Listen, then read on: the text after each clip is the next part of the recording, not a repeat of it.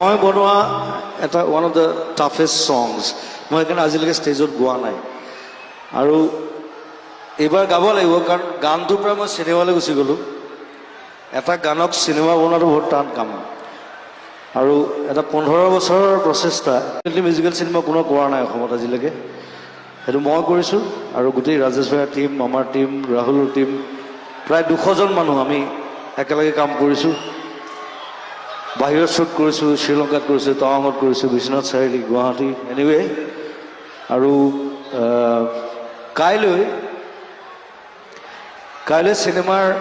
একদম লাষ্ট চিনটো আমি শ্বুটিং কৰিম তাৰ আগে আগে আপোনালোকৰ আগত প্ৰথম পোষ্টাৰ ৰিলিজ কৰিছোঁ আপোনালোকৰ আগত মুকলি কৰিব বিচাৰিছোঁ